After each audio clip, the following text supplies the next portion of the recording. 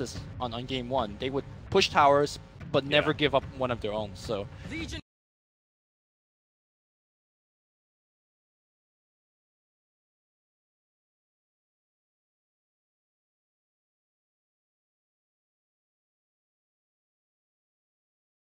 Played this big mid game, but we did see them lose the laning stage, and that's something that Legion Commander tends to not do as much. As expected, Fnatic will pick up the Underlord. Be surprised definitely if they pick up the Tusk you mentioned as well. These were like the 4 heroes, 2 of which were banned that you pointed out. Yeah. Tusk is really good here now. Somebody gets dueled, snowball save, easy. Now your Legion just stands there looking a little bit silly. Clutch can't really take it themselves because Nix's essence sort of forms and fulfills the same role. It'd be a really weird dual support combo. With that said, the Tusk has been the 5. It's been DJ playing the hero, so I wonder if that's going to lean them towards more going maybe like a different route.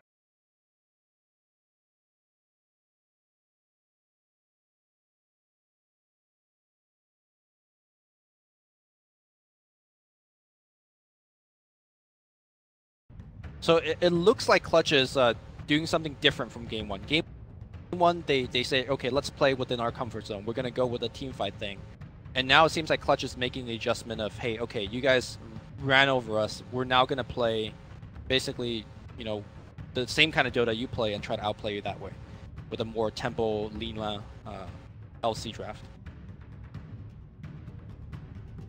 I don't know if I like it, to be honest. I think that again, if you start trying to change up what it is that you excel at, like there were parts of it that just didn't feel that.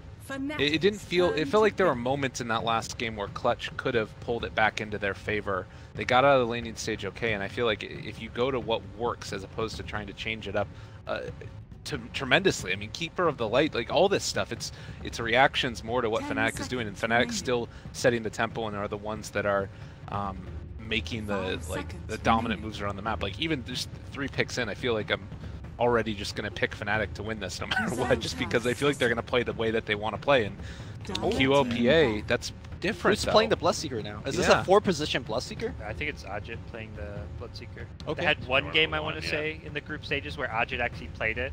I don't know if it was Bloodseeker PA, it was Bloodseeker plus something, but I think he did play it once. 10 seconds. PA is great against to jump on the Coddle, great to jump on the Lina. The Blinding Light definitely annoying, but later on you will have that likely Deso BKB build.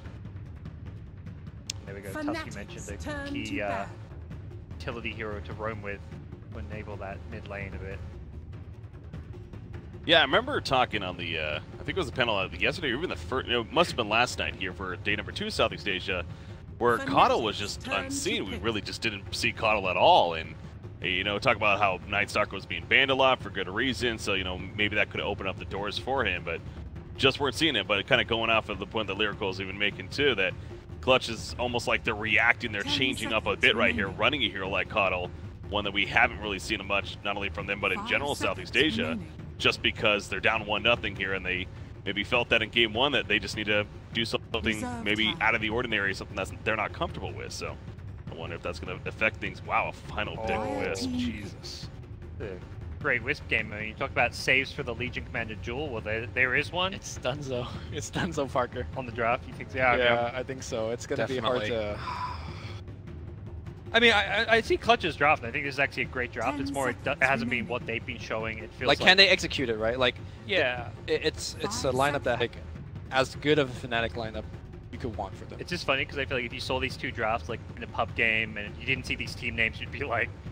Clutch. What? You'd be like, okay, the team with the Lina... They haven't played before. I think Fnatic, this is... I don't want to say a dream lineup for them, because I feel like QO plays both the PA and Bloodseeker. Not to say that Ajit can't play the Bloodseeker, but it's not a hero that he has a lot of experience on. Legion, Nyx, Coddle, and they're going to pick some like standard meta carry probably here. You're like, that team's going to win. They're versing a Bloodseeker Underlord PA. Like, PA is a pretty weak hero right now. I'm going to say that it takes like a certain player to be really good on this PA. For the most part, PA is a bottom 20% tier hero. This is not a strong hero except in the right hands and in the right draft. This is an Armel Keeper of the Light. I hope they swap. What? All right. if Clutch Gamers win this game, they win the series. But I think that Fnatic very easily win this game. Armel Coddle mid. Is that the Bloodseeker counter? Oh, he's laying against PA first, right? Kyo's playing mid, I think. I honestly, I don't know. Are they not swapping? I mean, Kyo plays safe lanes a lot of the time. I mean, they swap lanes depending on heroes, I guess. Well, we'll see if they swap Breaky. Fnatic, you had him game 1. You think in game 2 as well? Yeah, if anything, not even really like looking at the draft. Frankly, I was very impressed by Fnatic again. Didn't get a chance to watch them too much throughout the group, but they looked very good, and I expect that to definitely continue here. Once again, getting their hands on Bloodseeker, different player playing it, but I'm sure going to do just as well. And I'm excited for the Underlord. Underlord's always been a hero that I've wanted to see more of. Take advantage of that Dark Rift especially, and I'm expecting that here from Fnatic. So Fnatic 2-0 for me. I love these guys, but they can't even pick their heroes right. Like their hands are shaking. It's I don't know. If they win this game though, then I think that they win the series. You can't like showing that they can play two different styles that effectively. I'm gonna go with them there, but I think that Fnatic have this. All right. Well, thank you very much, gentlemen. We'll be helping us on the game too. It looks like they've swapped some of the heroes back to where we thought they would end up, Lumi. Lena's on the mid, but Fly Solo still has the Ursa. Yeah, I think you can swap up the load in. We'll see. I hope, or else remake or something. But, you can't. I don't know if you're allowed to remake. Right. Fly Solo is on Ursa. Do they actually? I'm sure that Valve is gonna give them a remake, right? It's freaking playoff. I feel like you shouldn't be. No, honestly, I feel like that is like you're gonna mess around with swaps during that strategy time. You should like suck it up. That's. I mean, okay, problem. they will take a 5-minute pause and switch computers, switch computers and that's switch true, keys. But to me, it's I don't know. That's on you guys for doing that. That's tricky stuff. All right, it's Fly Solo Ursa. Are we? Don't do this to me. Can we try? We can't swap. Yeah, I knew it. I knew it. I mean, that's on them. Yeah. That is on them. Swap computers. Can we remake? All right, I like how we went through this. I'm just like, I don't think they should be allowed to remake, but whatever. I mean, Fnatic are gonna be good guys, obviously, but still, that's just like, you know, you just shot yourself in the foot. You don't get to take that back. But it looks like we will have a remake. So, well, an entertaining start to game number 2, as it looks like there is disconnects all over the place. We won't be seeing.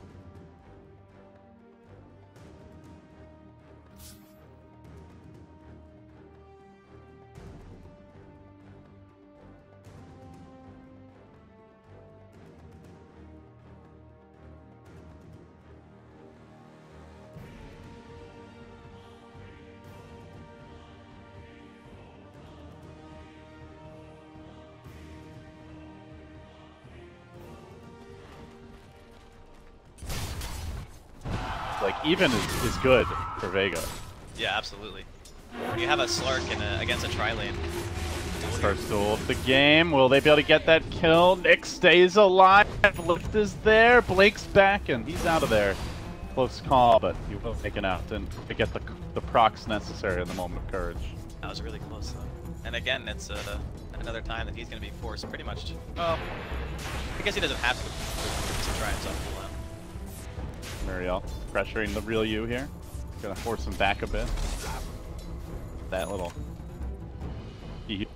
As Nyx is gonna make his second rotation of the game. Keeps up trying to prey on this bottom lane. Moving in with Misha, blinking, and they are gonna isolate the root.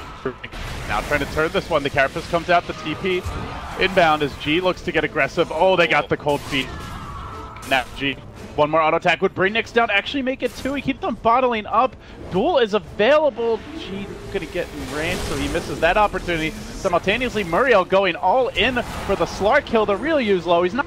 He's gonna bounce away. LGD getting about. Finally, the duel committed. It's onto the Nyx though. A very tanky target who has stick charges, has Carapace. Not gonna get them off. The real you helping for the finish there. And meanwhile, Tidehunter and Sandkane just chilling up, farming. Either of those could be a huge contributor in these fights if they want to TP. Having the Ravage available this early too, I think you could probably just get a Tide and just take the tower, honestly. I mean, sure, it's at a decent amount of health, but you have that Lycan, you have...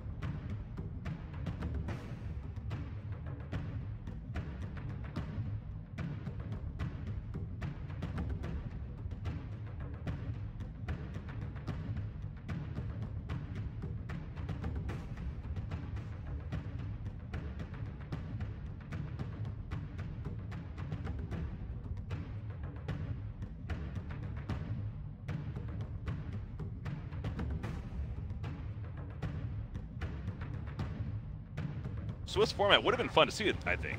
I think it would have been great. I think the big thing is having formats that avoid meaningless matches. Yeah. Because then casting, like as an example, like some of the enemy matches you cast with Charlie towards the end where it's overpowered versus Starboys. Overpowered, yeah. Those, it's great these teams got a chance in the regionals, got to play regionals, but once they're actually eliminated, they shouldn't be playing more matches. Yeah. And it went 70 minutes too. Somehow it went 70 minutes. But it was great. Yeah, I'd love to see new formats brought in. But yeah. Picks are coming out, guys. The picks. Same heroes as we just saw. For those of you just tuning in, this is game 2. Fnatic leading 1-0. Guys, any final thoughts on what we're gonna be seeing? I still here? like Fnatic. Still like Fnatic. Nothing's changed. Even more so, I like Fnatic. Yeah. What just happened? All right. Well, we'll be hopping in a sec once we get our pick stuff underway, and I don't think we'll see any shenanigans. No messing around with the who's picking what. They're not even trying the swaps this time. Well, it's all picks, so you get to pick your own hero. Oh, they did. No, they CM. They did accept them for stats. So otherwise, I think it doesn't. It isn't. The data isn't stored. It doesn't like count. That's nice of them. Good. Helping out the stats, folks. Yeah. Haas is happy.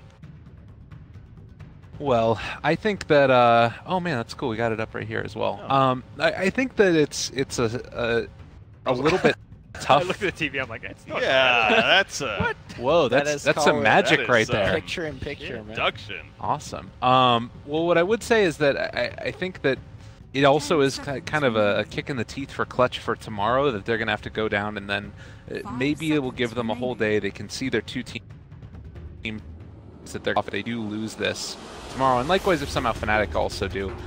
But it's still tough. It's going to be a tough series no matter where it goes to for the GSL formats, and I think that in a lot of ways, both of those teams that are waiting in the lower bracket are going to have a tough opponent to face off against. Well, Lumi, we've been talking about psychological advantage.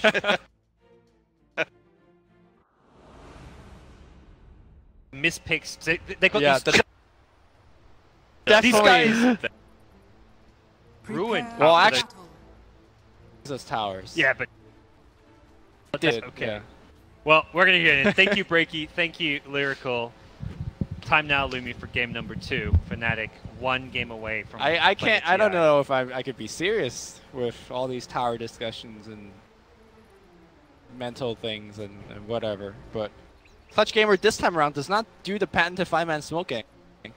That did not work last time. So. Bit mixed up, I guess. Yeah. I mean, you're also trying to do level 1 smoke gank where your only stun is Nyx, right? Probably not the. Fnatic, they've got a cast. Well, last time it was like a pit lord, and there was a ultra kill on the Witch Doctor. Although I think the Witch Doctor was not a. That a Tusk was the key hero. Right. I think with Tusk you definitely can go for that 5-man smoke. Be it Snowball or Ice Shards, both great for that. All right, we're gonna see that the Korean mid lane with the IO feature on the mid, and he's also broken some trees, looking to start some stacks. Break some more trees. There you go. Ancient stacks have come in. They haven't really got the best stack farmers by any means, but definitely capabilities for like a Firestorm to slowly chew away at them, or a Blood Rite will be the mid PA. So pressure onto Armel's Lina is going to be the name of the game. We've seen Fnatic just be kings of the mid lane with some of their conventional QO heroes. The Bloodseeker, the PA. This mid lane has been a tough time for leads, ops, and pucks. The more traditional meta mid heroes. So the one thing I do want to talk about this dueling mid situation is because of the Phantom Dagger, Stifling Dagger, excuse me, cast range nerf onto Kyo, and because this is a duel lane, he might be like somewhat delayed to getting that harass on. So somewhat later. Has Bottle, but before he can heal up QO. Oh, don't worry. Damage. Now QO is getting. Magic Stick first item. Crap, is that a first blood?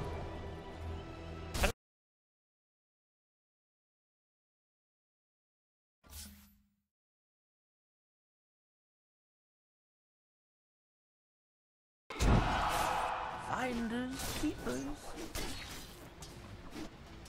Less rune that the Pit Lord could get. I think the Clutch Gamer supports are doing an runes everywhere they go. To be fair though, that is a lot of support time being invested just for this. The one lane that we haven't really touched on too much is the Legion plus the Kato duo off lane. This is actually one of the more famous kind of pressures your save lane setup. Yep. And Bloodseeker, I think one of the more resistant hero to something like that. Those nukes have been expended. He could just like, you know, get some health back from the creeps.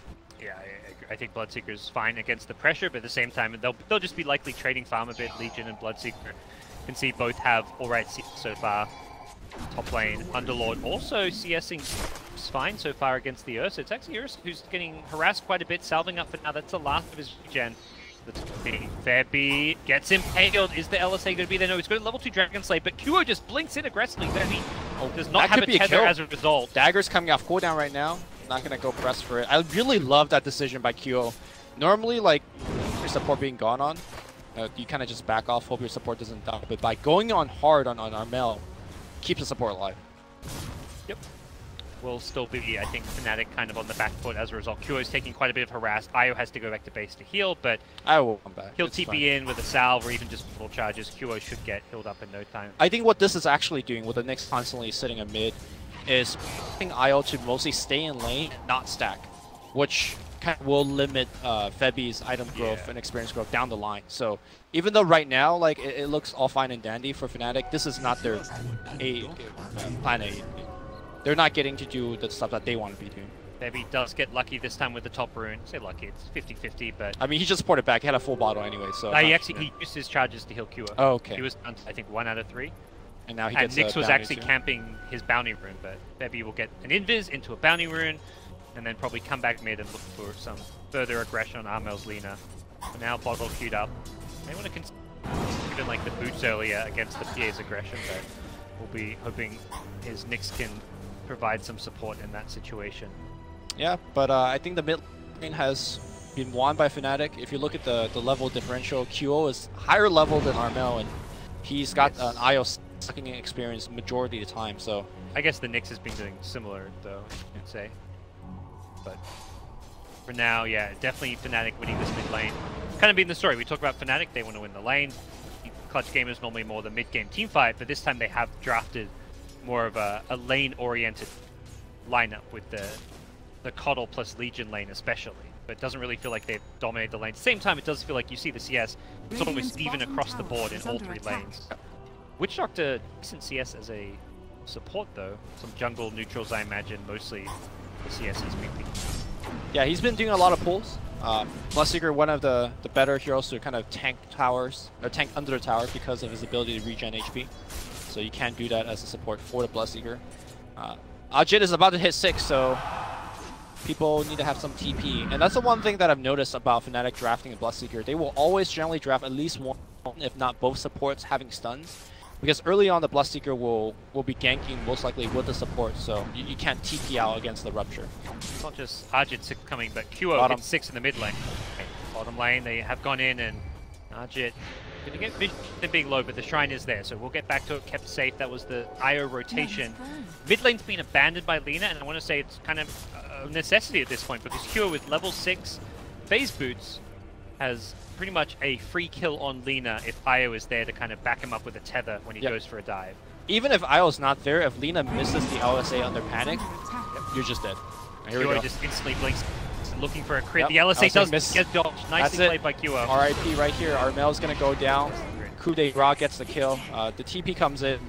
Essentially just getting some experience after this. It kind of looks like a wall-time crit, but he has that kill even without. He could just throw another dagger if he needs, so crit or no crit, that was going to be a kill. Could be another one here. DJ comes out of nowhere with that casket, and that is 2. Appy goes down to the Rupture. No TP out there. Fly Solo is going to pour it out. Can he get a crit? Don't need one here. Looks like they will lose Io on the way out. Maybe lose QO. Okay, that was salvage right there. Yeah. Lina gets a double kill by herself, solo experience and gold for the 2. Instantly gets 800. That is almost worth it for clutch gamers in the end. With if the bottom lane Bloodseeker doesn't get a kill, I think you're looking at it actually being a win for clutch gamers. Wait, Bloodseeker didn't even use Rupture for that kill. He just ran him down. He got all the movement speed and damage from the mid lane probably because they were so low. And I think that was a big part of him being able to find a kill. You know, it's one aspect that you could never practice for in pubs because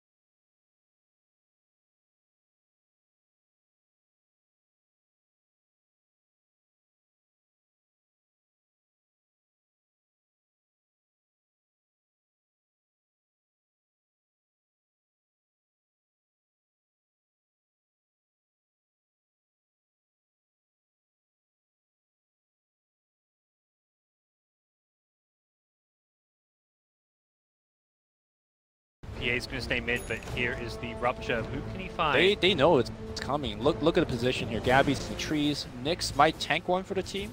Ohio did pop the smoke, but Nyx immediately retreats further back, and it's clutch gamers. Level 8 Lina coming in. You do need to be careful. PA, imagine, yeah, does have a TP scroll, could rotate up here as well. Febby is healing Ohio's Underlord for now, and here's Armel running in, gets the 2-man LSA. The Rupture underneath the tower instantly gets the lead. But DJ as well, he's going to go down to the last right click. Dark Rift out, and not going to get the kill on the Nyx assassin while this. I think Ohio actually may, he's very close. Does. He has the ultimate turned on, so he's like, I could do whatever under the tower, and he does. But great play here by Clutch Gamer. You know, even though they did lose the Nyx, that was a great rotation. They picked off the 2 support, and Lina just gets back in the mid lane. Again, still worry about getting solo killed by QO. I think he's well within the mercy of them coup de grace procs. If he gets a Stifling Dagger crit, and then he may just want to blink in, because that's going to be Lina down sub half HP, around a third HP. Then you blink in, all you need is one. Like, if you get an insta crit as well, it's definitely a kill. Oh god. Yep. This is the LSA because I mean, you can't actually. If you're throwing the stun in front of you, QO knows, and he's just going to run past you, and it's a guaranteed miss. And if you don't throw it in front of you, he just keeps hitting you. And Yes.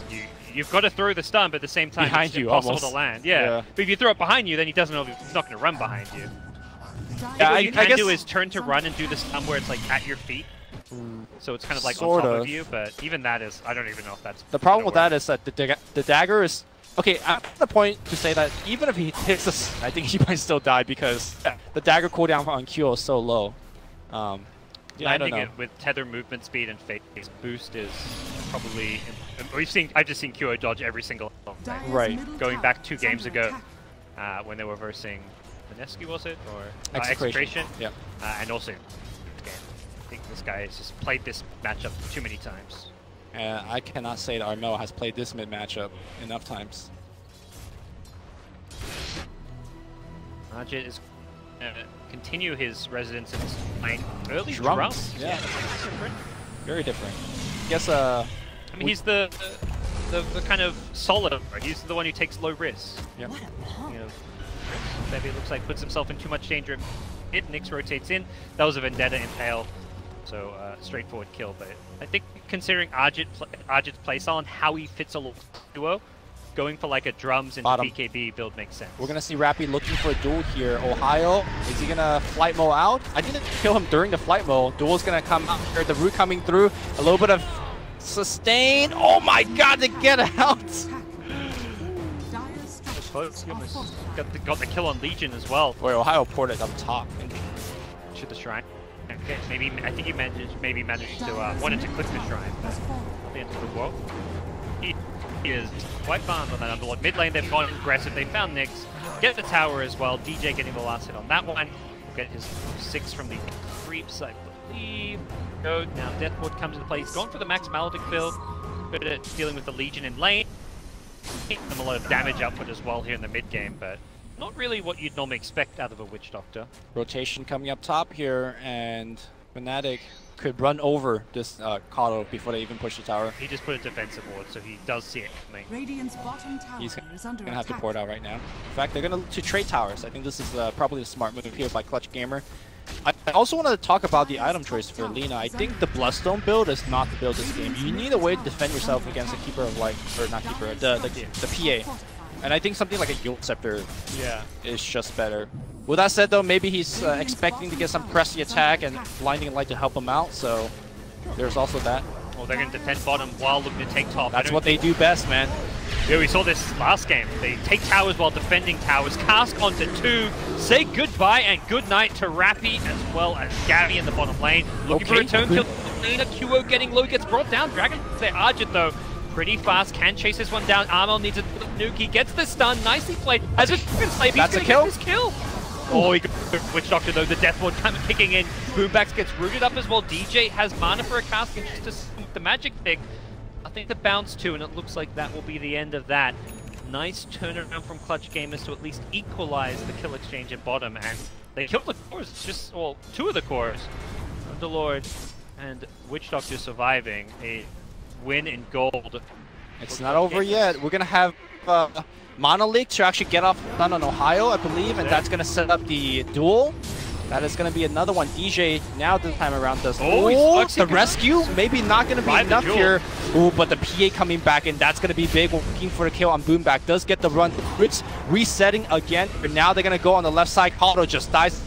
But again, Lina back in the. I believe that was a recall in on the Lina. Armel now will be silenced up. He's going to just stand here and TP or now TP canceled. Okay. Maledict is on him, but very tanky Lina that he cannot go on. Now it's going to be DJ perhaps getting a little bit isolated. Dagger coming off, pulling down 1 second from Ursa, blinks forward. The Shrine will not get activated. A triple kill on Gabby. And our psychological PhD was doubting the fact that Clutch Gamer could outfight and outgame Fnatic, but that's exactly what they did 2 fights in a row. Maybe we need to see some PhD revoked because... There's still a lot of time to be played, Luffy. I mean, they did outfight. Yeah, well, they definitely outfought. I think this is like the perfect time for them to be grouped 5 taking fights, because this PA is at that stage where Just Desolator. I don't even think she had the Ogre Club for that fight. No. You're super squishy, and this is where you cannot be alone. You don't want to play a game where PA is going to find pickoffs with Desolator, because then the BKB comes up. This is the stage where you can actually punish QO. He's got Deso with no BKB. You need to basically be grouped up, and anytime he goes in, stun him, burst him down. And we saw QO die 2 times back-to-back there. Yeah, I think Fnatic needs to take care of the Lina at the beginning of the fight, because they are relocating for other people, and it's good that you get those other people killed. Win back by hunting Febby. Febby will go down. Great stuff. Because if you don't go for the Lina, she just outputs so much damage that it just makes the fight not worth it. Boomback will get the kill. Rupture on the back line here, and I do believe Armel will take him down. They're going to try to take one down with him here. Gabby will pop his ultimate, but his ultimate will now end. He needs to get some help right now. Shrine not going to even be close enough. Well, I don't know if Rappy and Fly Solo wouldn't be here as well. Luckily for them, the Stifling Dagger was not in range thanks to the Blinding Light. QO. To run. He's in hot pursuit. Relocate. Uh-oh. Definitely a dead call. Fly Solo runs to the other direction. Oh, what? Dagger? Okay, misclicked the neutral. It definitely could have caught Fly Solo, I want to say. He's fast. That is a lucky break. Fast with the Trenkles, but you can like blink to your IO and then throw a dagger there. Oh, they're recalling again. I think they want to keep on pressuring fighting. Very interesting. Okay. I mean, as I said, this is a small window. Pre-BKB where you want to fight QO stages, then the pre-BKB phase, not the phase where you really actually try and punish. But can you fight them 5v5? They are forcing one right now in the pit. Put the Blood Rage onto Roshan, and that means guarantee. This Underlord hero is so key for QO to be enabled. He's this big 5v specialist who gets mech, who gets a 4-star, gets these items to just frontline help QO out of bad situations. Yep. Or just like allow them to fight again and again, which the ability is very key. Again, we don't have ever time to talk about strategy, but a quick thing about the keeper pick. It does 2 very important in this game. Of course, allows Fen if it does come to that. It looks like it will. The second thing is that it really limits what Thirst can do for Bloodseeker. Pop the Monolith, and it looks like he is leveling up the Monolith, which is quite early normally. But you pop that stuff on the Bloodseeker, and Thirst not helpful when you're just going to get stunned every time and lose all your mana in the process. First tower the game goes down for Clutch Gamers. Definitely a sign of how this QO has Aegis, but does not want to go in. I think a good call from him. He was kind of alone.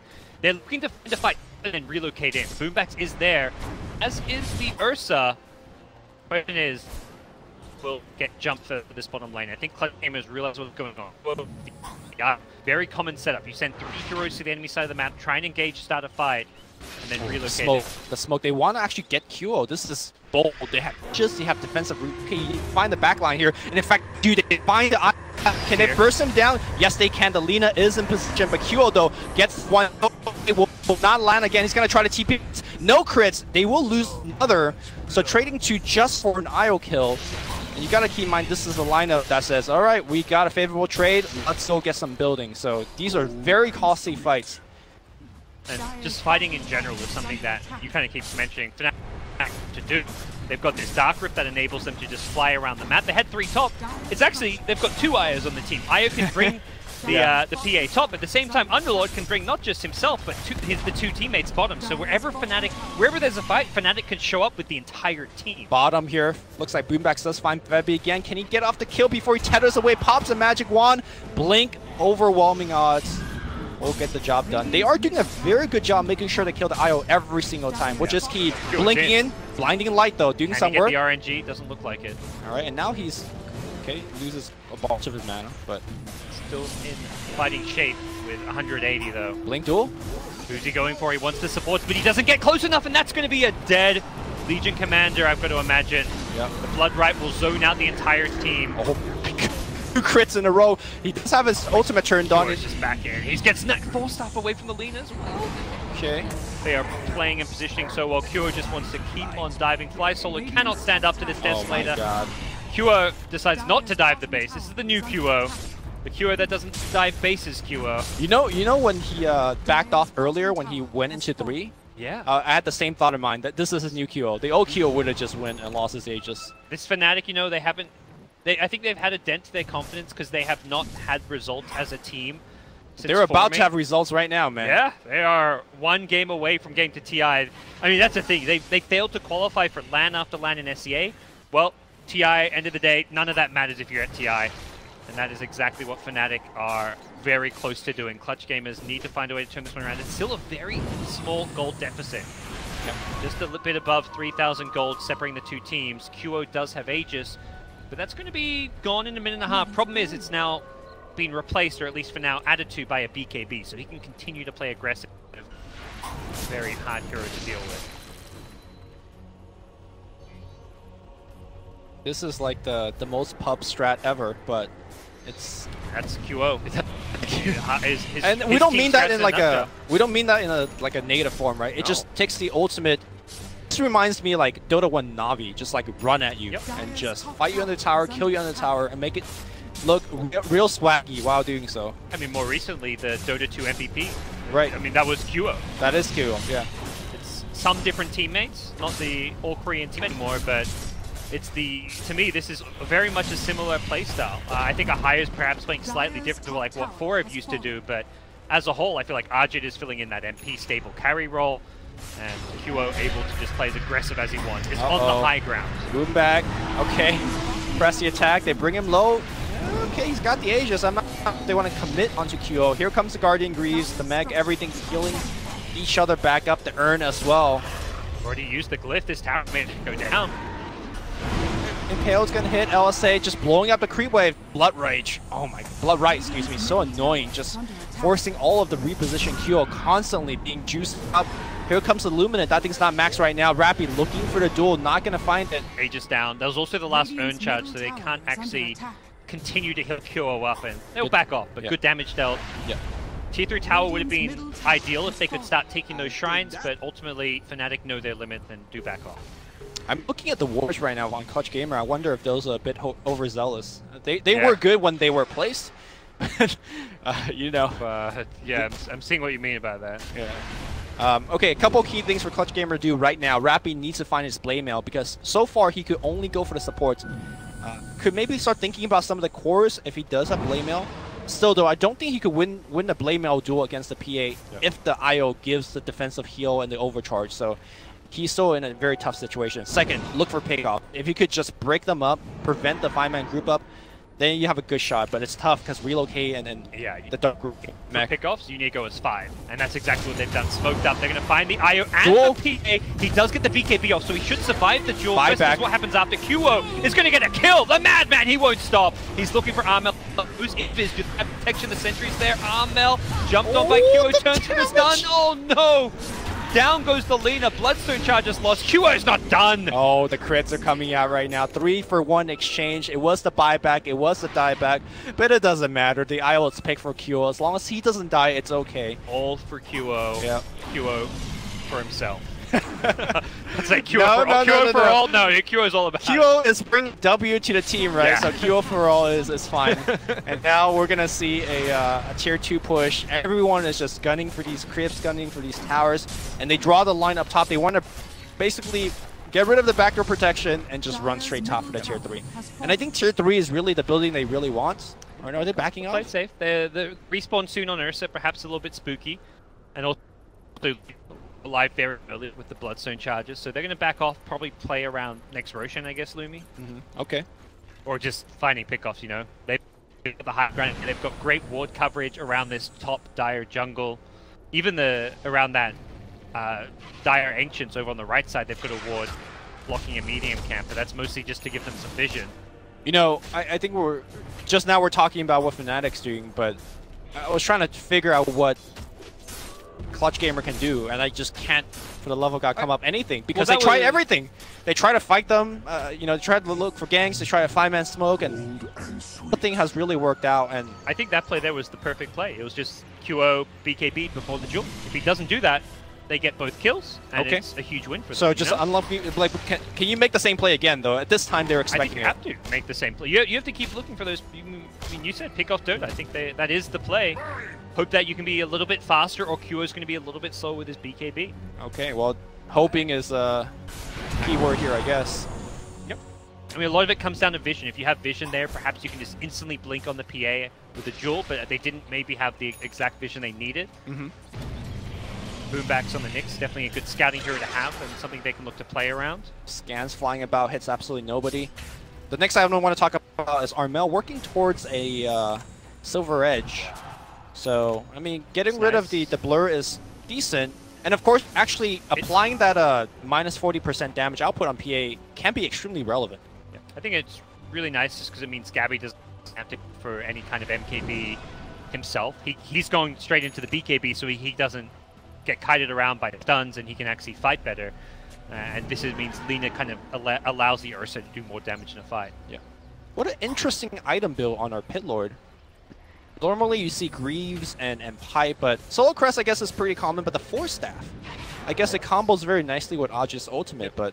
He did this I think I remember you were talking about it in the last bottom time he fight. went Force Staff before the Mac. Okay. He's really... I mean, this is a high... He's the definition of political flame here, I feel.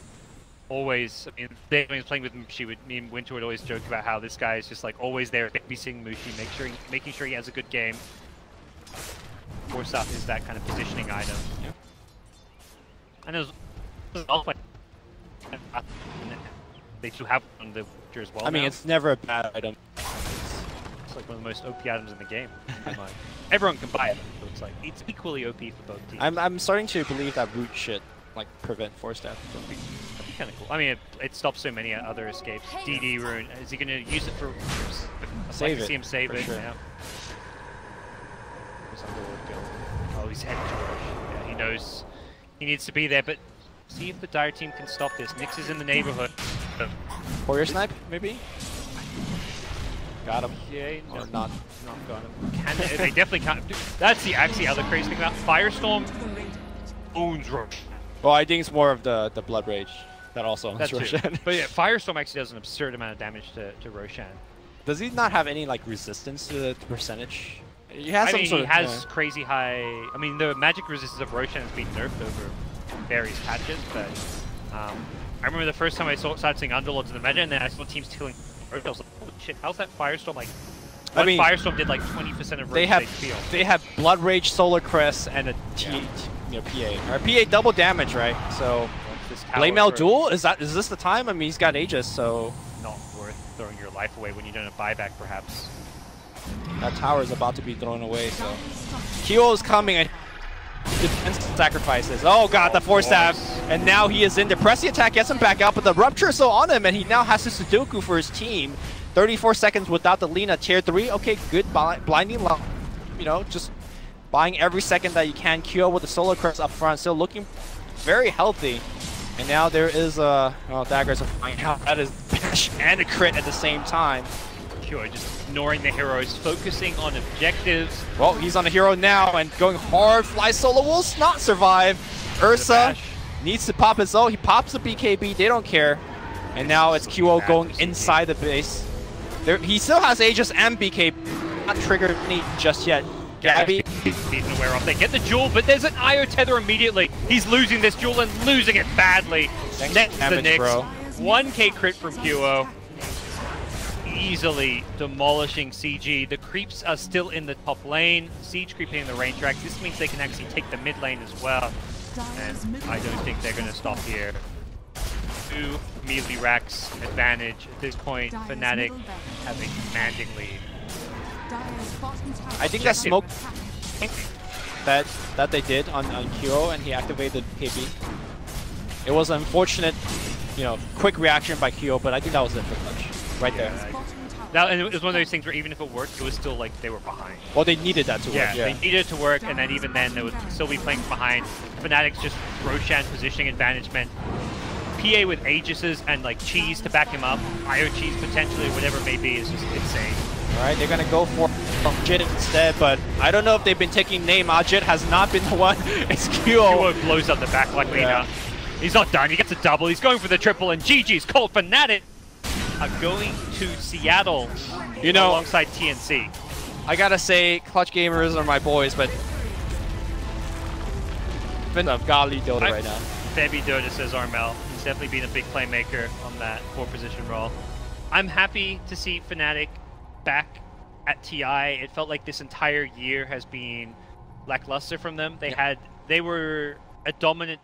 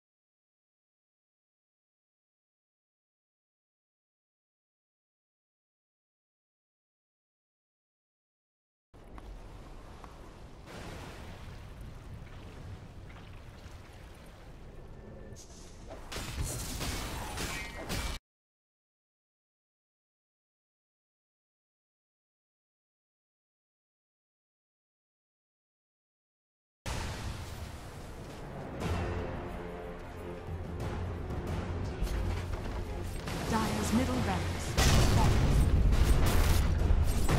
Dire's middle barracks are under attack. It's a matter of magnitude.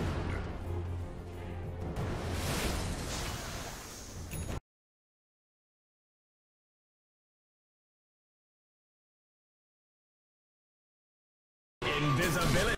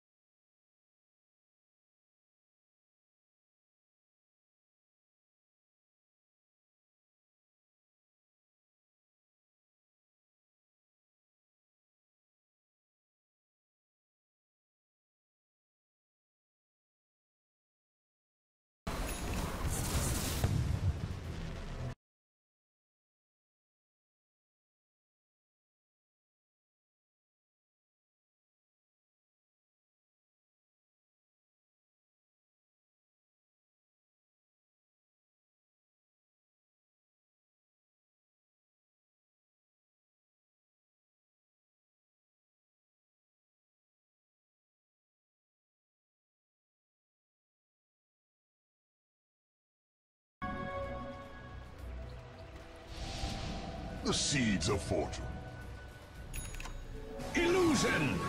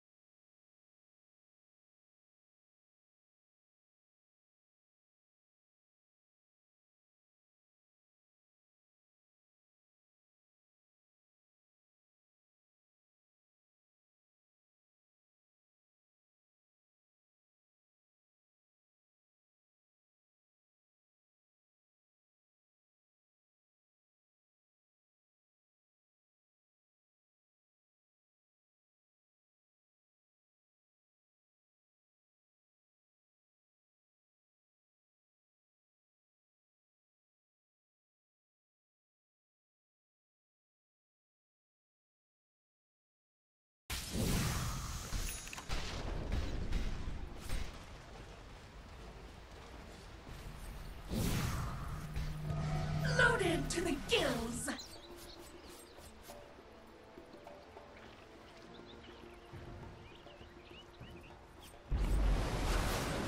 Haste!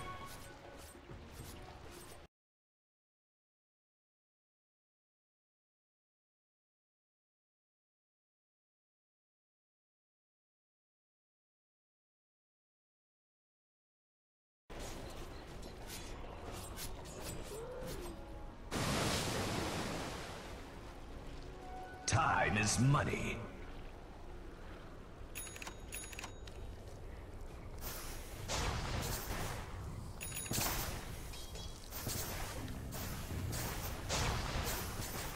Players here!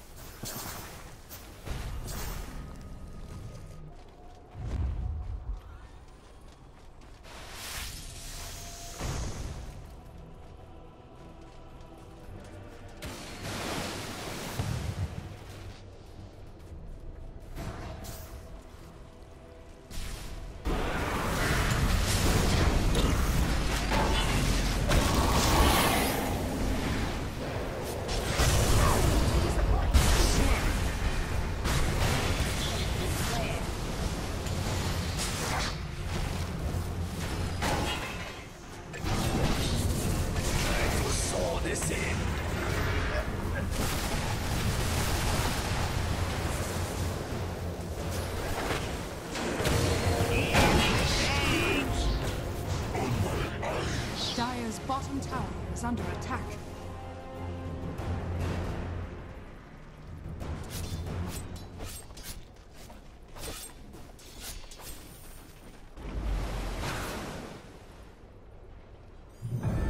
So begins the final epoch.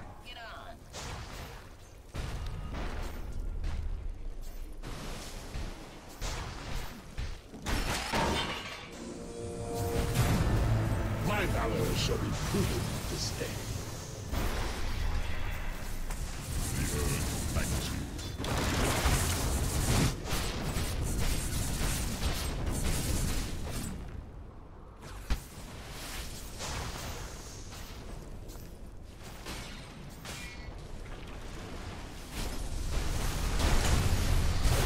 Dire's bottom tower has fallen.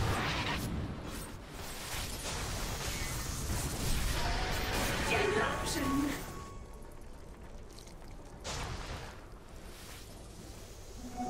Hurry the hands of the clock.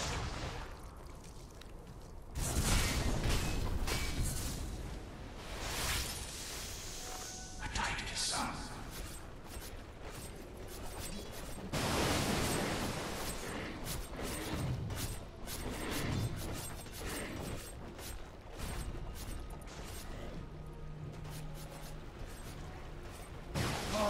Come!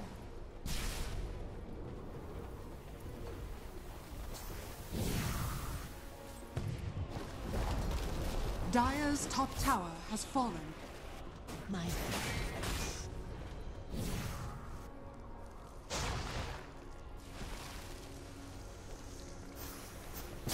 Dire's top barracks are under attack.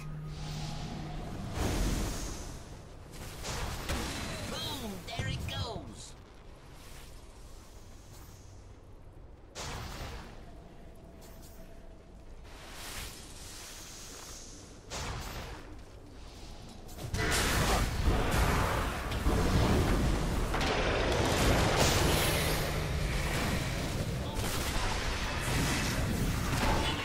Cursed antidote.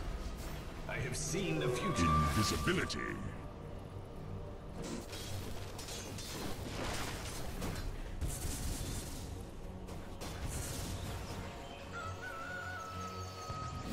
Regeneration.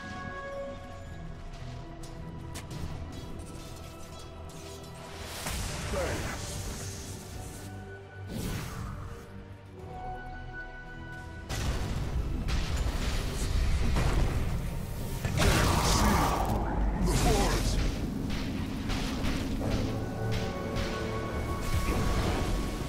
Dire's top barracks are under attack.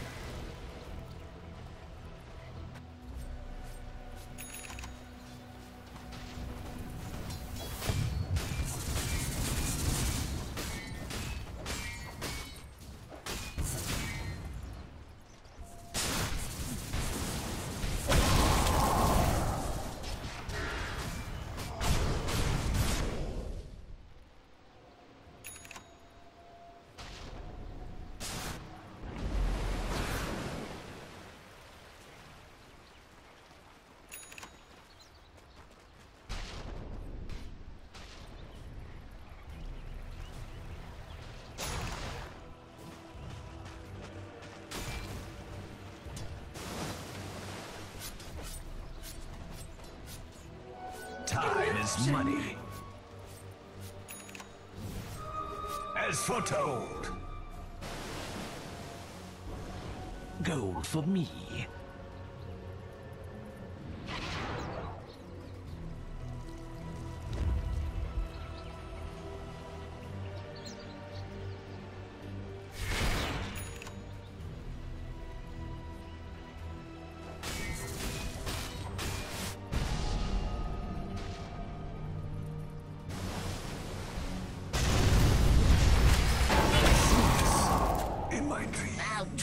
in it.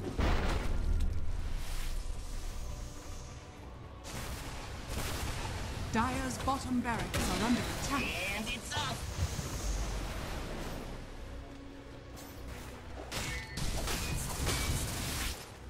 Dire's bottom barracks are under attack.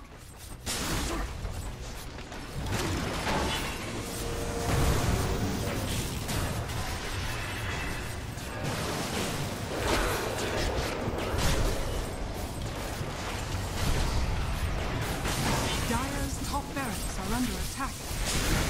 Do it with flair.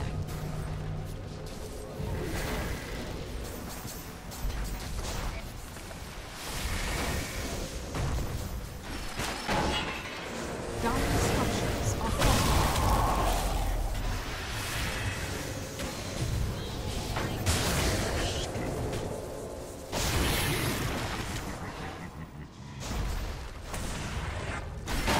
Dire's top barracks are under attack.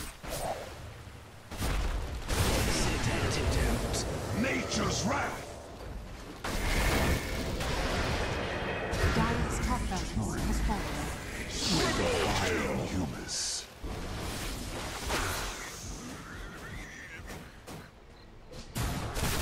With me.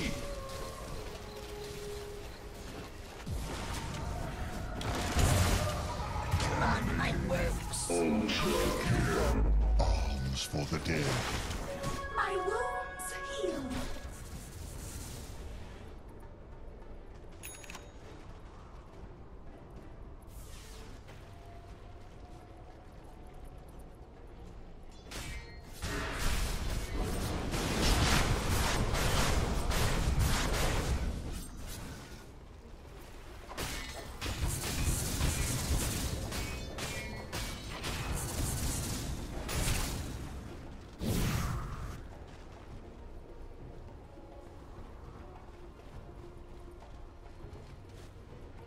Radiant's middle tower is under attack. Radiant's middle tower has fallen. Radiant structures are fortified. Radiant's middle barracks are under attack. Radiant's middle barracks has fallen.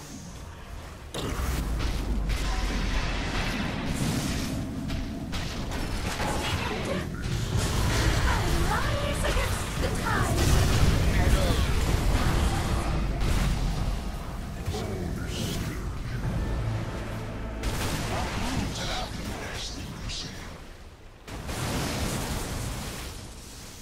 Radiant's bottom tower has fallen.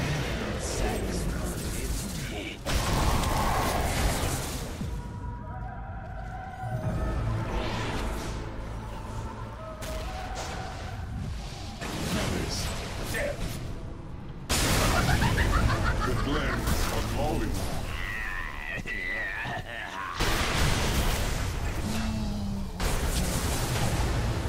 The cold black rejects me.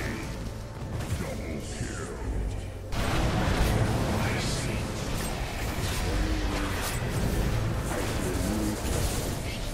Fate. Time. The mace stands. Triple kill.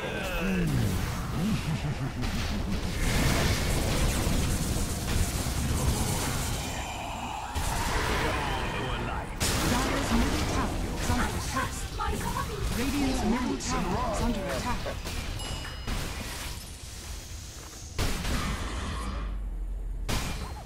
Radiant's middle tower has fallen. Victory.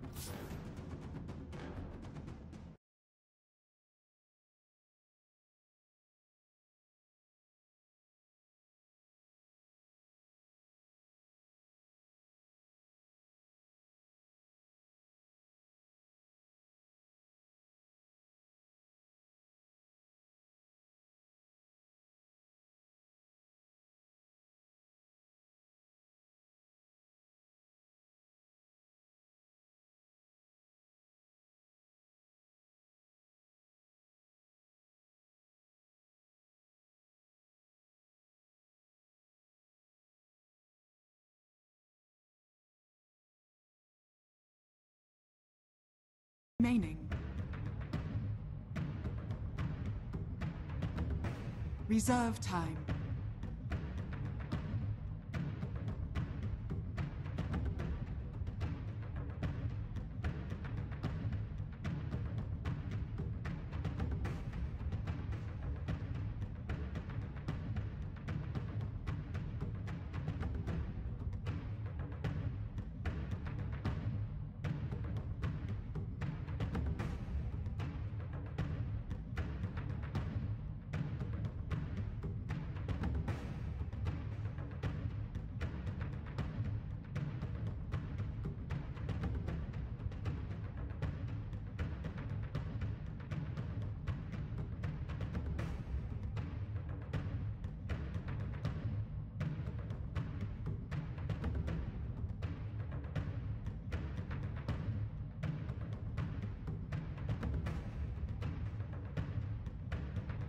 Bristleback!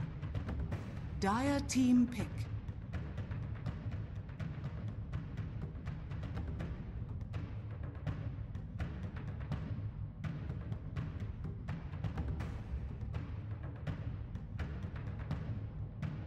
Ten seconds remaining. 5 seconds remaining. Reserve time.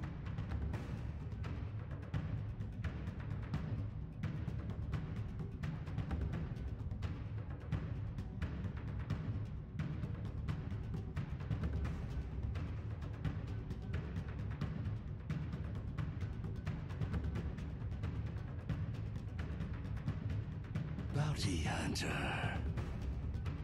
Radiant team pick.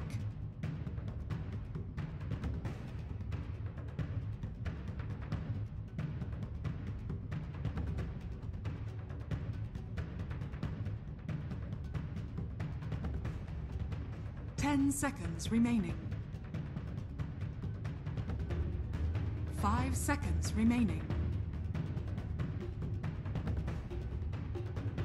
Reserve time. Spirit Breaker. Dire team pick.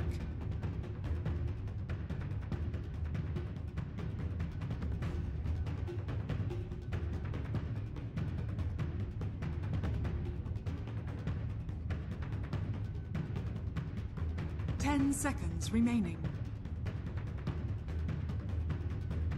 5 seconds remaining. Reserve time.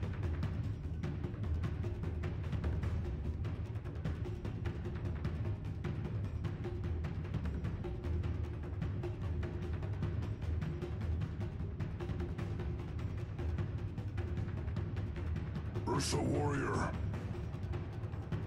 Radiant team ban.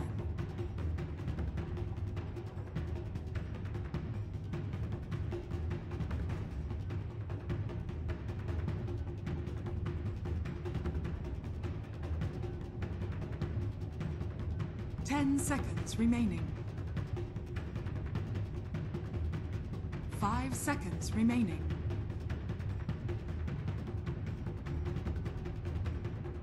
Reserve time.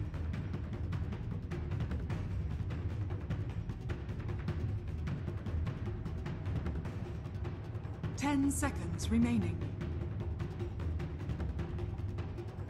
5 seconds remaining. Dire team ban.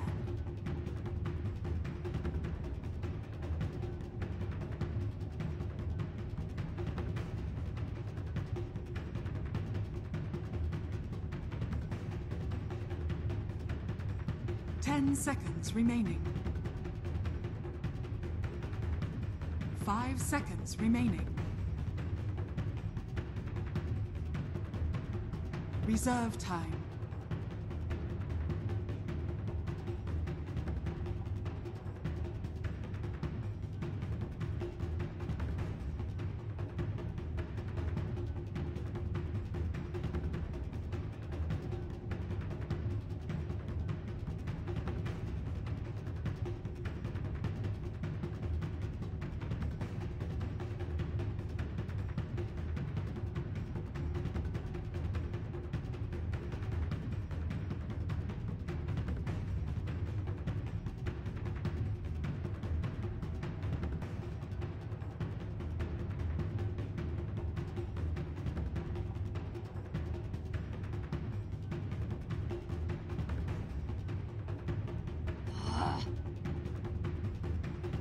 Dire team pick.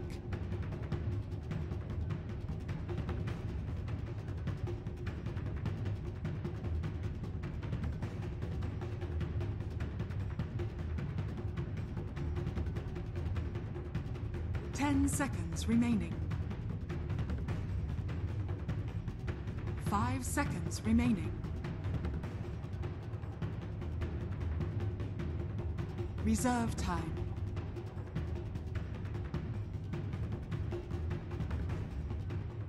Ten seconds remaining.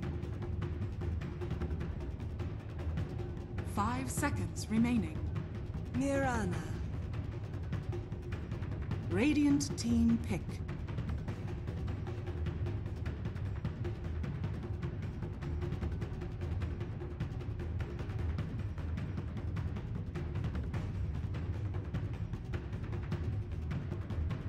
Ten seconds remaining. 5 seconds remaining.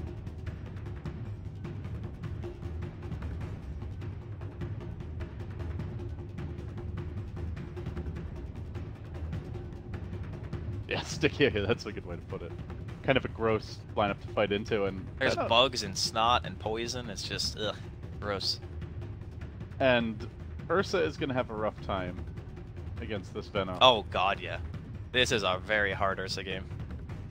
Like traditionally, Ursa is great in lane against Bristleback because Fury Swipes are just like the ultimate like melee hero dominator. But as the game goes on, Bristleback's a natural Solar Crest carrier. Anything that makes that item during the mid game you suffer is like these life stealers, the Ursas, anything that really wants to focus that one guy down through physical damage. Very, very hard, I think, for Aloha Dan to deal with that. Though I said the same thing in the first game when he was getting aggro tried as a Slark and he still managed to make it work. So he farmed with the Lycan, you know? Yeah, pretty insane. So, I mean, that said, you know, we'll see how it plays out, but on paper, do you favor either draft tier? I like M19 a little bit more. I think a lot is going to come down to the early game, as you would kind of expect. I guess from the way the things are working out right now, it's just going to be a mid-bristle for M19. And they're going to put the... Maybe they go aggro again. Maybe they didn't get enough of their aggro shenanigans in game 1. This time it's going to be a little bit different, though, because it's not melee versus melee farming. It'll be a Veno versus an Ursa. Yeah, if they go aggro, certainly the case. God, Veno is such a hard hero to play against. Maybe they want to put the Veno against the Sand King, try to like not give Afterlife a free lane this time around. That's also an option, yeah. I think no matter where the Veno goes, though, he's probably gonna have a good time. That hero is one of the few that in a side lane, there's not really much you can do about him. What is the one, if there is one? I don't think he really has a bad matchup in a side lane, because you basically do the same thing in every single matchup. You don't change. You just, you know, maybe some you get your value point into Gale, you max wards, you get Poison Sting, and you just farm. And because of the insane amount of vision that you get through Plague Wards and the inability of people to push your tower, you either out-farm the enemy, or they get equal farm to you, but they're never killing your tower. Like, never, ever, ever gonna kill it. And plus his teamfight presence is insane. Like, no one on the side of Vega, really, besides Rubik, is gonna be able to build a pipe. I guess Bounty might be able to, if he has like a super good game, or the Sand King if Afterlife wants to go back for it. But I'm really feeling what M19 have drafted this game. I like it a lot. You like your sticky icky, huh? I mean, if I was playing against this in a pub, I'd probably rage. And because... probably try to get this game over with as quick as possible. possible. I would, LD, I'll be honest with you, I would open that line mid. I would just walk down mid right now. Just start parading. Not because you can't beat it, but because even if you beat it, you don't feel like you won the game. It's a lose-lose situation. Yeah. You either have to play against it and scrape and claw to win and feel miserable the whole while, or you just get the -25 and move on with it. I would dub this the tilt lineup from M19. Okay. You have Veno in lane, you have Bristle in lane, you have a Spirit Breaker. Constantly hunting. And a Nyx. Yes. It's like...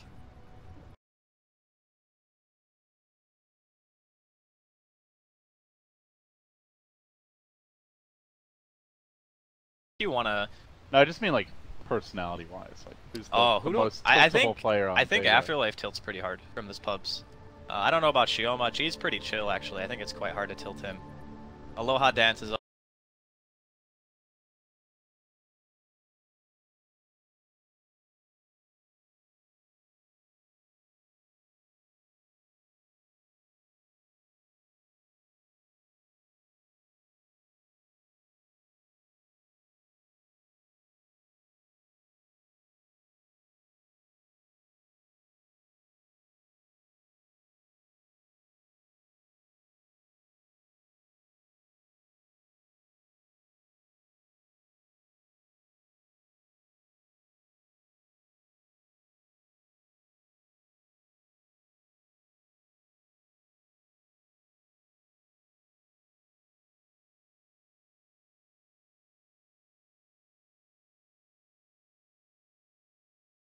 Yeah, second game in a row they're gonna do it. I know what you mean. This is a much different matchup. Again, it's not melee versus melee farming anymore. It's the man, the myth, the legend, the Venomancer. Or as one of my close friends, Bruno, used to call him the Buenomancer. The Buenomancer. Somewhere Mott is smiling. And the laning is equally important, I think, for M19 this game as it was in the previous match. Obviously, Bounty Hunter getting 6 is going to be huge for Vega. They have great pickoff potential, especially once Afterlife gets Blink, and lots of information gathering through Bounty. This is like the most annoying hero in the world. The Nyx with double Mango, 6.4 regen base. I'm surprised he tangoed there. I don't even think he had to. No. Maybe he thought they were going to dive him, but they let him go. They know you can't harass the Nyx. Alright, we'll see how the lanes shape up here. Yeah, they're already moving. Aloha Dance has no intention of trying to be in the same lane as a Venomancer. Oh, Shioma's going to scout out the movement. And he immediately turns around again. So Benny Hill music for the Ursa, just running back and forth between top and bottom. Yeah, Afterlife was doing the same, you know, he's like trying to head up towards that top lane, now back the other way. Slayer, Sioma getting aggressive on Muriel. Given that pokey for the Crystal Maiden, but has to be quite careful with Misha in the neighborhood. No dust though, just starting with the Sentry, at least for now. Fnatic also packing one, and he's gonna charge straight onto this bottom lane. Onto Afterlife will go, the Gale connects. They're gonna be real annoying for the Sand King. Has the Burrow Strike, using it defensively to get out of the lane though. This means no early harass available for him. Up top, meanwhile, it's it's an Ursa dual lane, and Fnatic is taking quite a bit of harass. You know, all that That's burst damage from the Ursa. Yeah, let's wait until Aloha Dance gets the Orb of Venom, then it's going to be real suffering here for the Nyx. Yeah, that Nyx build is so good if you're up against like chip damage, but when you're up against this burst of the Ursa, not so effective. As Afterlife could be in danger here. They're going to Frostbite him, no mana for charge. They're going to force out the Sandstorm, had to skill it. Completely different kind of game for, well, really both offlaners. They're not going to get that free farm. Well, they were expecting to lane against each other, right? Yeah. Like, that's the only reason Afterlife starts PMS. I think in this lane, there's no way you start PMS because you're not really looking to trade with the supports. And the same thing can be said for Fnatic, like you mentioned. It's great for when you're getting hit by a support. When you're getting hit by Ursa, you kind of want boots. Slayer has managed to grab a haste rune here. And a bounty rune. And maybe... He got the clarity too, man. That was a little love love value. tap for Misha. So in the mid lane, Bristle mid, G is actually doing quite well here early on against the Bristle. It's one of those lanes where neither one of these heroes can realistically kill each other. There's going to be a lot of creep hitting. Lots of movement so far as Slayer is hunting for this courier. Vision, no, it is tucked away in the trees, at least for now, but have to be careful. Actually, he knows! He knows! I think he saw the courier tuck back that direction and kind of guessed it was in the trees. He's already done so much for his team, honestly, in like the first 3 minutes. There is dust on the SP. He has boots, though, on the bounty. He's gonna cancel, okay. Yeah, that's a big pick-off for him. Now, that said, Nyx does have his bottle. Won't be able to figure out the boots. Generally, Bristle, a fairly sustainable hero in the lane, but he is out of regen for the moment, so perhaps G can force him back. It's gonna throw a lot about that Star Storm as the charge goes towards the bottom lane. They're looking for Afterlife in quite a bit of trouble here. The Gale did not connect, I believe. Yeah, just the Poison Sting slowing him down. Still, though, Afterlife doesn't have a whole lot of mana to work with, has a couple of stick charges. They continue to lay into him. Muriel trying to cut off the path of retreat, and Afterlife is about to be sent to his namesake. Continues to try and worm his way around here. He buys time, but he needs more than time. He needs friends, and he doesn't have any bottom. So first blood to M19. Meanwhile, up top, they are pursuing Fnatic, but Fnatic is A-okay. Still, I think... Oh, everything considered, like Afterlife dying there, sure, it's a bummer for him, but like their lanes are going. They have a 1k net worth lead of like 4 minutes. Courier Snipe certainly going to help you a lot in that department. Yeah, and that's with the first blood gold going the way of M19. That's true. We're getting these bounty runes, they snipe the courier, farming pretty well. And very unfortunately for Nyx, he had to make the walk of shame all the way back home, as he did not have the courier to bottle Crow, and there was a regen rune top that G just grabbed for free, so G having a good time here mid. Also, well, relatively good, all things considered. They're going to make the go again on Afterlife in the bottom lane. The Frostbite's there. Gets that caustic prop and proc, and once again Misha charging in and gets the bash. Easy peasy. Trying to make the move on Nyx. Nyx ain't having any of it. Yeah, that's a bristleback. That is one hero that even 3 against 1, you're not entirely sure if you're going to get away scot-free. Especially when he's mid and he's getting that extra experience. Yeah, he's already level 5, so it's pretty terrifying trying to go on him. But I like the way that Nisha's playing this, or excuse me, Misha. He's going for the, I'm going to go on the Sand King a lot, because Afterlife played pretty phenomenal last game when he was able to get his score. They have an opening here on Funnick. The lift. Arpis is committed, but the body blocks by Silent are enough. One more clap, one more hit, down he goes. Funnick using the Impale to farm and did not have it available to retreat. Pretty greedy and gets punished. Speaking of greed, Misha going for the YOLO dives. Nyx gonna commit to this as well. Does get the Quill stacking up.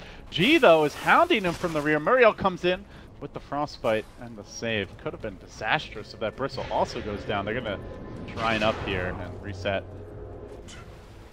Vega. So far, so good for Vega. Yeah, they're looking really solid. I'm curious to see how G builds. So far, everything is fairly standard items. Got the Magic Wand going, the Aquila, Bottle, Raindrops. The standard I don't want to die to Spearbreaker or Bristleback build. G, charged down here by Misha. A little bit of leap up to the high ground and Slayer. Once again with the love tap, out comes the arrow. It's gonna drill Muriel. It's about going back in. Won't end up doing it, but the threat is there. Finally Funnick getting a little more space here top. Still level 4 though, so certainly feeling the heat. Meanwhile, Afterlife almost level 6 already as the offlaner. Yeah, he's died a bunch, but he's managed to secure a ton of EXP. I mean, you compare that to, I guess, Funnick, who's had a much rougher lane, even though there typically have been less heroes in it, just because of how good Earth is against mid.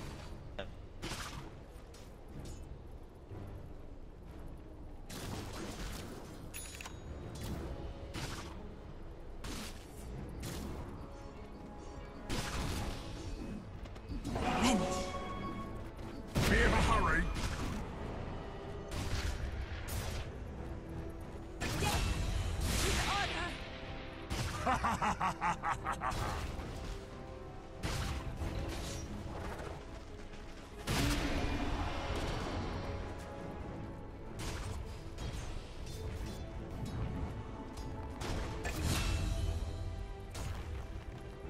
That pinned your eyes open, didn't it? Well, big crash too. Yes. Studio. Well, as we re-enter the game, it is Nyx getting a kill. 5-2 the score. I guess Bristleback things just happened. One can only assume LG. We'll leave it to your imaginations, guys. Push pit here does get Burrow Struck and will be brought down by Afterlife. So the lane's starting to break down quite a bit. Lots of movements. And this is leaving the bottom lane open. LTW looking to make the most of it as the Plague Wards start to stack up. Only level 2 Plague Wards though. He went 2-2-2 build. Yeah, interesting. I see a lot of different variations of Veno builds. Usually everyone gets the second point of this thing, just because it's like so good comparatively to level 1. Or stop here. Looking to lock down the Ursa, they get the bash. The real you though still threatening to come back. And now Muriel arriving with the Frostbite. They're gonna have a follow-up Impale, and he's really got to hoof it out of here. The Enrage committed, but they lock him down. They look to focus him. Laying into him. Gets bash again and again. Still this Ursa is so hard to catch the bear. They'll finally do it. They had to work for it though. That was a very long gank. No reaction from Vega Squadron. They were TPing for a smoke towards bottom. Looks like a little spot. Probably the only hero they didn't want to see, which is the Bristleback. Maybe they want to try to go for it. I hear. He's got a even. Next it's going to be close to that tier 2 to be punished. They'll have to do it perfectly. Silent Rumble and No scouting by M19 yet, or they could go for an easier, lower hanging fruit of a kill if this Spirit Breaker gets scouted out. Slayer's gonna get eyes on him. Take it back down in the end. Meanwhile, M19 manning up. The Impale's not timed, or rather is timed right. My team's picked it up here in the chaos. The players get back to safe. Real you engaging. TPs, runs forward, gets the clap off. No follow-up though. Really hard to kill Mirana as their hero. I mean, you have to commit like pretty much as hard as they committed onto the Ursa. A lot of these cores are very difficult to kill. The Bristleback's super tanky. The Feno is always going to have wards kind of scouting you out, and has itemizing to be relatively tanky for a Venomancer. You've got, meanwhile, the Ursa with the Enrage. We saw how long it took to kill him, and the elusiveness of the Sand King Mirana. So pretty much all the cores are extremely difficult to bring down this game. I like the rotations too from FTW or LTW. He walked to top lane and just takes the tower pretty much by himself after the previous gank that they put onto Aloha Dance, just knowing that the Ursa probably wouldn't want to stick around there anymore. And in the same sense, you know, it's a little bit more difficult for Vega to hit those buildings. We talked about it during the draft. They only have a Mirana and an Ursa. Not really the best combination for hitting anything other than heroes.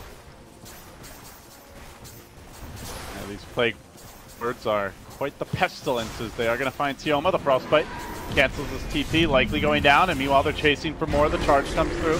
They have another strike, not just yet. They lift Mish up, drop him back down into the angry claws of the Earth, but again the Frostbite shuts the door. The ward stacking up, and they chase forward. This Veno, though, about to tank the epicenter. He's going to withstand it. He's got the raindrops. He has the extra regen from the Green of Health, and they keep up chasing forward. Fighting into these wards seems impossible for Vega right now. As Afterlife, he'll be next on the list most likely. Gets dusted up, gets chased down. A killing spree for LTW. Meanwhile, on the lane, Nyx ramping up on G. Now the leader in terms of CS.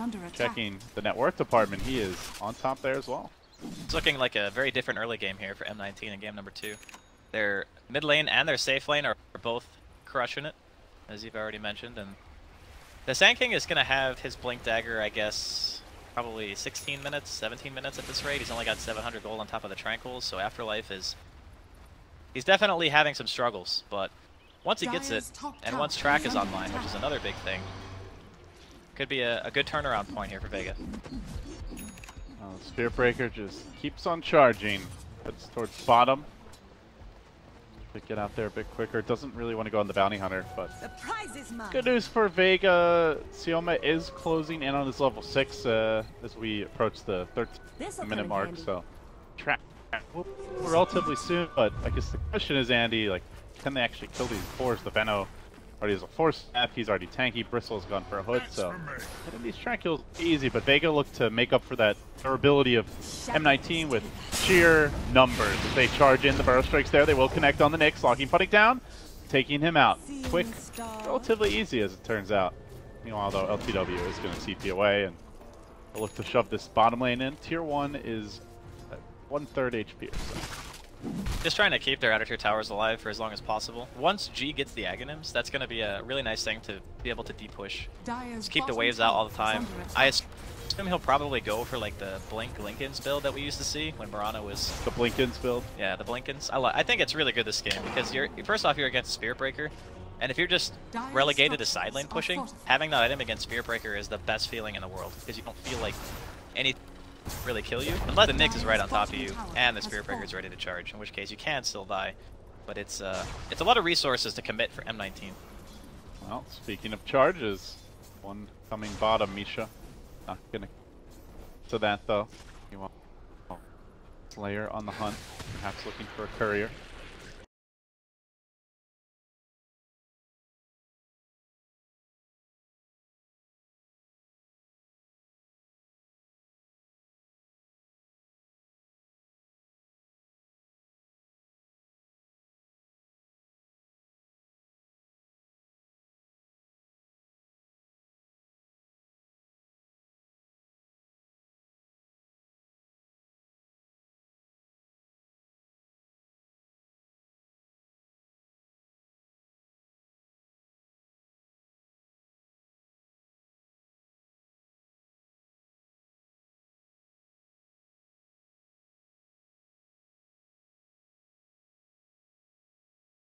Ursa, not having a great time. It's also great against the Spirit Breaker to see those charges coming, as Ursa certainly not having a great time. I think that's very accurate to put it. Nick gooing him up, whacking him with the mace. We'll bring him down. All the while, LTW starting to push this lane. But fishing for the follow-up. But up to Mark, the Moon Lord. You know what the crazy part about this game is, LD, is the fact that Vega got the lane that they wanted. Like, they weren't even laning the Veno against the Ursa, and the Ursa is still this ineffective. Imagine if it had been like that aggro lane that we talked about at the beginning and they didn't dodge. Yeah, it could have been ugly, and what's even scary is the Bristle, the Veno are starting to control, and M19 are really feeling their momentum. The dust comes. Misha will get shoved by LCW. Get kills without.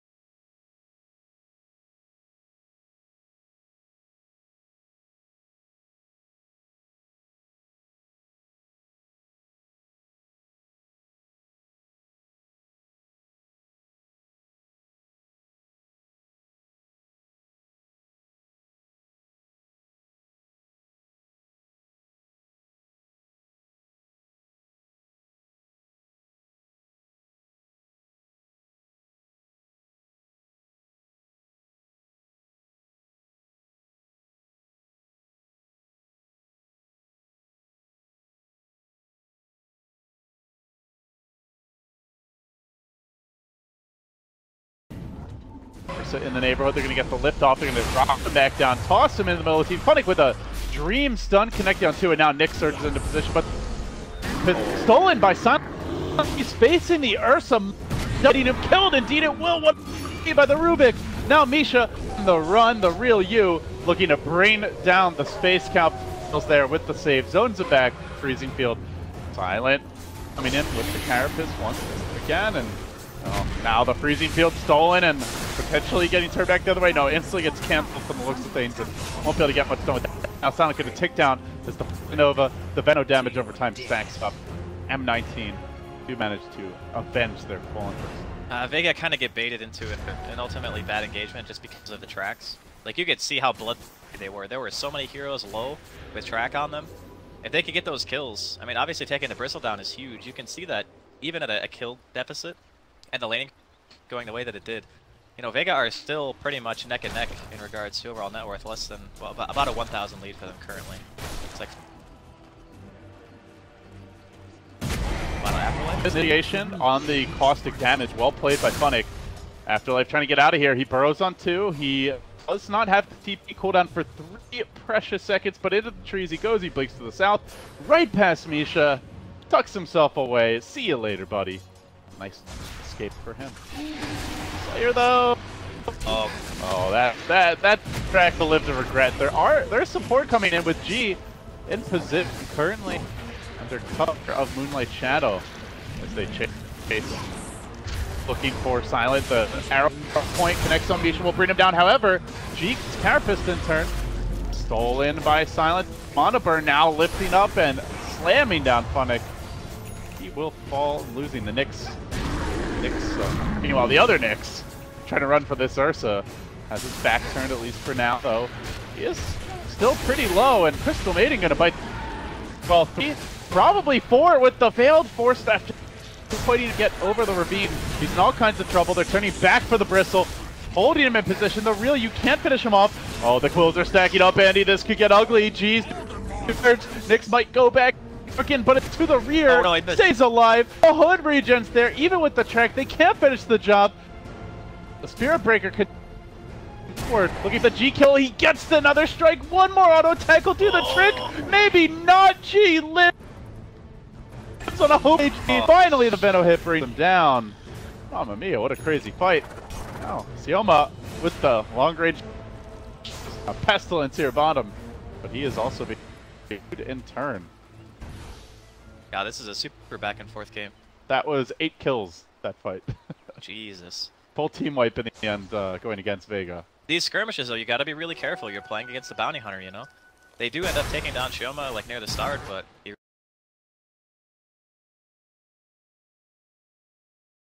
start taking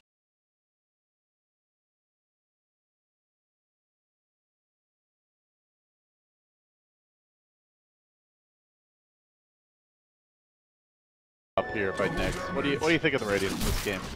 I think it's really good because he is just so durable.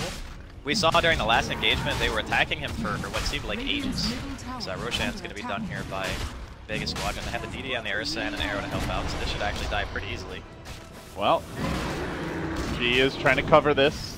Gets charged up, but they need some sort of contest as the real you will grab that Aegis. Back to see. But yeah, overall, I think Radiance is alright this game. Maybe not like the super tanky frontline bristleback that we're used to seeing, but if you watch the fights, I think that they do need a little bit more damage, and it's nice to supplement Radiance with Venom. Like, just the amount of AoE damage that you're going to be doing in fights, if you don't have a mech and a pipe, you are just going to... You can't last, right? Between there's the Poison Nova, the Quills, and then the... And at least for now, Vega have neither. They're getting closer to the mech on the Bounty Hunter, but no pipe in sight. Yeah, it'll be a few minutes more. Or, you know, just one team fight, really, if you're a Bounty Hunter. Gee, trapped out bottom. This would be a big kill if they can focus him down, and they will do so. M19, good rotation there. Chaining their spells properly. As Afterlife has to burrow down to safety. Misha diving for more. He's going to lock onto that Sand King. The connection is there. Now Nyx looking for the follow-up. He gets lifted, tossed back a little bit, but they still have their own Nyx stun, and it will be enough.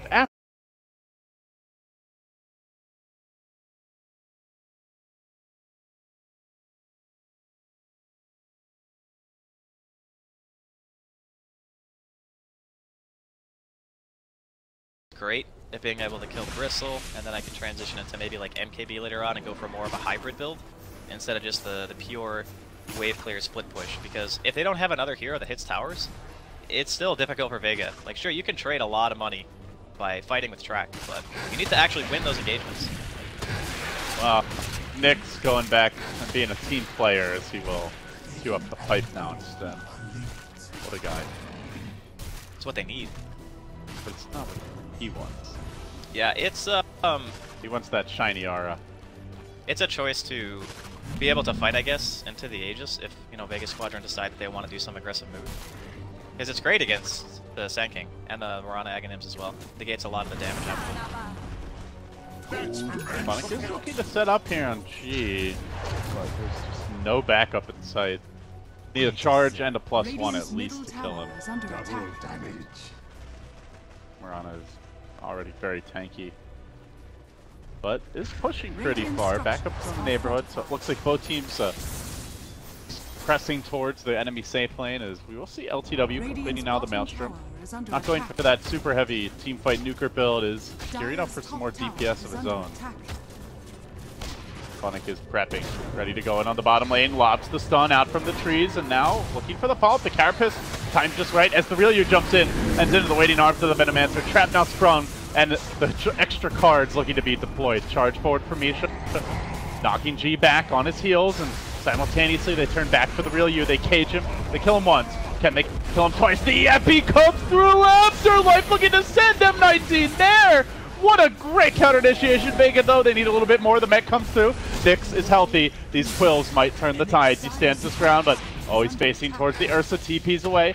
Now they've got to turn. Now they've got to run. Afterlife backing out silent, too. Will anybody get caught by this bristleback? Juki through the trees. Has the stick. Manages to make it out. Completely outplayed. 4 dead in that fight. It looked like it was going to be a complete clear win for M19, but that epicenter. Dude, Afterlife Sand King. MVP. He's landed some crazy good ults in the last 2 games, and even this time around when his laning phase was not anywhere near ideal, he still manages to come in the clutch. That's kind of what you need out of your offense.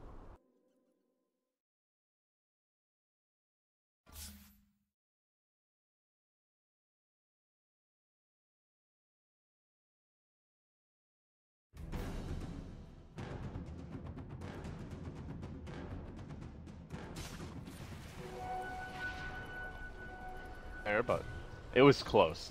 2-3 heroes at about a third, a quarter HP who made it out in the end for the Vega squad. Still leading, but this could change things. They're going to catch out the Real Now the charge. Another strike coming through. Completely locked down. Fuzzy Wuzzy. Gets the save. Nice force staff to the low ground. Afterlife there to back him up. And now Nyx Assassin pulled up, dropped down. Is going to back away. Benno forced to retreat. Well, not getting the Radiant's kill, bottom unfortunately, tower but is under attack. still getting a little bit of dominance asserted across the map. Both teams with aggressive wards as well. M19 can see Vega's jungle. Vega can see a little bit of M19's. Deep warding here. Oh, another courier snipe by Shioma. Nicely done. Oh, can he make it out simultaneously? I think he's alright. Oh! Okay, he's good. Radiant's bottom tower is under attack. Yeah, I think he threw a blind stun into the tree line, like hoping that he was there, but a little bit off the mark. Yeah, so far the bounty hunter is definitely paying for itself. Now a 5k gold lead for Vega Squadron as they also took the tower bottom. Marana going for the BOTs. G can continue to accelerate his farm progression. So it seems like we're in for a bit of a longer one, Andy. At least the way the game's headed. How do you feel the teams match up heading towards the mid game, potentially into the late game? I don't really ever see Ursa as a crazy good late game hero.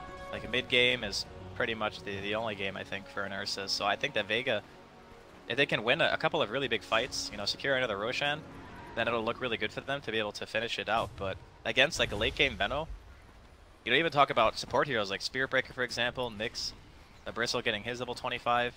Like the Ursa just can't kill all of them. And that's pretty much what they need him to do right now. So it's like all on the Marana late game, basically. Yeah, more or less. Oh, this is big though. This is how you get to that late game in style. If they can get a track kill here, LTW gets brought down to about half, but his ult sends Vega Squadron packing. Looking for the lockdown on the real you. He pops the BKB, the 3-hero charge, pile driving through Misha, getting the bashes too. He is tracked, he's low. Will be finished off, but the route is on as they move on to Silent on the back lines of the fight. Afterlife does strike back, taking out LTW. The Crystal Maiden all committed. He's going to have to TP away. When the dust settles, a 2-for-2 exchange. Man, Afterlife is just owning these fights. Another great epi. Kills LTW pretty much by himself after the original initiation. I think that Aloha Dance is being he's being very patient with his BKB, but unfortunately when you get Galed, if you BKB after the Gale, it's not really as strong a spell, so you're still snared. Same thing with like Juggernaut Spin, those types of spells. So as a melee hero, if you don't BKB preemptively before you go in, you kind of run the risk of getting kited even if you do BKB. And even if he does BKB, there's still a Spirit Breaker. We've seen Misha has done a really good job at controlling the Ursa in a lot of these fights. Tough Ursa game, like we said. Yeah, fortunately for him, G and Afterlife have been playing pretty phenomenally in the fights. Finding the right openings, taking out the targets if they need to. Still looking at the next item coming up here from G. He went back for Boots of Travel, but he is going to be making the Silver Edge like we talked about earlier. Misha there with the charges. The Ursa jumps in. He's going to continue pursuit. Oh, now Enrage trying to back away, and Misha was getting ready to punish that aggression. Still moseying towards the jungle. Yeah, they are going for the push here top, though. Trying to take the secure one down, Vega. Grouping up as a squad of 3. Meanwhile, M19 mustering the defense. They do commit their glyph here. I don't know if they can really fight this. Yeah, it looks like M19 are showing up in force. There's a charge across the map as well. Go for me. Well, for M19, the Radiance is coming soon, so even more problems for the Ursa. I guess for him, it's realistically about, you know, getting the Abyssal Blade is probably the next thing on the list. Some item to be able to hold people in place more. So if and when the Spirit Breaker does try to go on him, he BKBs, he can ensure that at the very least he might be able to kill him for committing so many abilities onto him. There's only one Force Staff right now on the side of M19. Longer the game goes, you have to assume that there's going to be Glimmers, there's going to be Ghost Scepters, Force Staffs. They found Phonic, has the Blink Dagger, but it was on cooldown for just a moment. Still locked in the trees. Aloha Dance getting pushed up to the high ground and now moving into position. Silent changes his mind, wants to back away. Moonlight Shadow covers this for cheap, but he does get stunned. Gets locked down. Want to fall and make it to the Ursa's out. And now Vega on their heels have to back. Gotta be careful in this next fight for the Bristleback, as there is finally a Silver Edge complete on G, but that alone probably not enough to kill him. He's gonna need another right-click item, I feel, but he is going back for the BKB as well. It's a very, I guess, survivability-based build. They spotted Shioma as well. Does have the haste though. G was hoping to get that easy track kill on Muriel, but tapped the shrine and Back away at the right moment as the Roshan dance begins. Will Ursa consider a buyback to try and contest this? M19 looking to grab that Aegis. They need this game to force a game 3 drop in, and they're down to the lower bracket here in CIS. It would be an absolutely massive grab if they can take care of the Scorpion King, and they can. He's down. He's gonna grab the Roshan. Well, this is a really strong timing for M19. They've pretty much abolished the goal lead that Vega Squadron had earlier. Their lineup is kind of hitting its stride in regards to the Veno. You know, he's level 18 now. He's got his max level into the Poison Nova. He's even got the 75 damage talent because he's 21.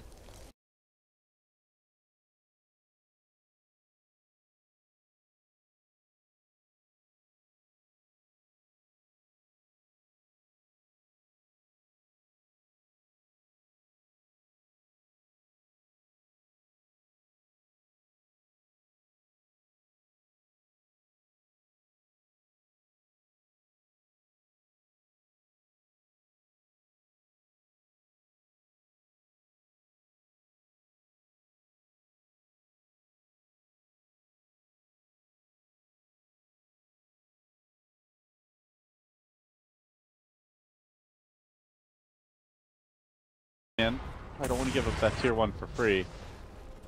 Still want to keep this pressure going. It's gonna be hard though, because Silence still Plague Wards. Doesn't seem like anything major, but if you're pushing into a concave of Plague Wards and the enemy Mirana can just spam Starstorm your wave down every time, it becomes very difficult to reach that tier 3. Radiant's top tower is under attack. They did grab a gem here on Afterlife Fnatic for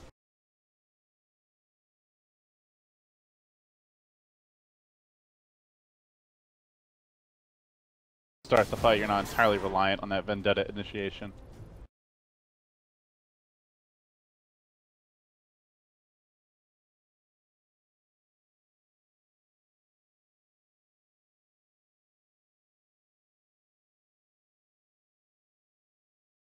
Doesn't get the second, so Rubik will TP away to safety. See just how hard this bristle hits. Yeah, the ulti stacks just give him a ton of damage. That's courier number 3. Oh my. Ouch. Didn't have any items though, so I guess that's a silver lining for M19. I gotta say, like, given adverse circumstances, she almost played a very impressive bounty hunter. Like, this is not an ideal bounty game at all, but I think they had the idea of like getting the Ursa and the bounty together as soon as they saw the Bristleback and the Nyx pairing. Maybe they just view it as something that they can kind of bully the lanes with it, or maybe they didn't realize that it was going to be Bristle mid too. That's also a valid option, I guess, but still some fight left in MLD. At least for now, but this is going to hurt if Vega lose G. He is being charged from all the way across the map. This gives them the vision they need. They are able to try and slow G down a little